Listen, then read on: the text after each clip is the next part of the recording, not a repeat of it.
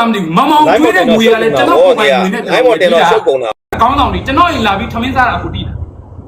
ကျွန်တော်အိမ်ကိုဘဒူပဲလာတဲ့လူကိုကျွန်တော်အဲ့ခံရတယ်ဒါမြန်မာပြည်သားတွေရဲ့အဲ့ဝစ်ပဲအကိုလည်းတိပါတယ်ဟုတ်တယ်နော်အဲ့တော့တော်လိုင်းဘက်ကလူလာများဖွဲ့ကိုကျွန်တော်ကငါ့အိမ်လာပါငါထမင်းကျွေးပြစေကျွန်တော်လိုက်ဘဒူမှမဖိတ်ဘူး ကိုမမတို့ဝိုင်းဆဲ မမောင်ကကျွန်တော် အဲ့ဒါကြီးကနော်ပြည်သူလူထုအမုန်းတရားတွေကဒီကောင်လေးပေါ်မှာအမုန်းတရားအပြည့်ပဲအဲ့ဒါကြောင့်မလို့နော် မှန်တယ်ကိုမုန်းတယ်ဆိုတာကကျွန်တော်တို့ကကိုမုန်းတယ် ပြည်သူလူထု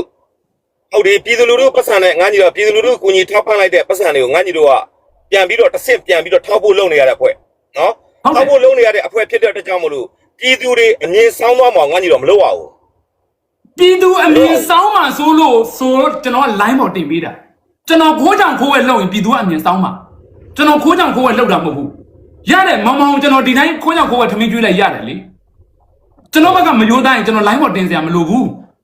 တဘောပေါက်လားမသိဘူးမောင်မောင်ကျွေးတဲ့ငွေကလည်းကျွန်တော်ပုံမှန်ငွေနဲ့ လိုင်းမော်တယ်တော့ရှုပ်ကုန်တာဗောလိုင်းမော်တယ်တော့ရှုပ်ကုန်တာဗောလိုင်းမော်တယ်တော့ရှုပ်ကုန်တာဗော အဲ့ဒါနားမလဲတဲ့လူတွေဒန်းစားအတွက်ပဲရှုပ်တာအောက်မှာအကိုကွန်မန့်တွေကိုဖတ်ကြည့်လိုက်ပါ ကိုဝိုင်းဆဲနေ အကိုအောက်မှာကွန်မန့်တွေကိုဖတ်ကြည့်လိုက်ပါ အခုကွန်မန့်ကိုစိတ်ဝင်စားအောင်နေလေ အကိုစိတ်ဝင်စားမပြောနဲ့အကိုပြည်သူရဲ့စကားကိုပြောရင်အကိုအဲ့ရောက်ကကွန်မန့်ကိုတက်ခံ no အဲ့ကွန်မန့်ကညီလေးအကိုပြတ်မယ်လူတစ်ယောက်ကငါညီကိုငါညီရဲ့ reaction လုပ်တဲ့နော်ပုံစံနဲ့ငါညီတက်သွားတဲ့အတွက်ငါညီမှာအားပေးတဲ့ပြည်သူရှိသလို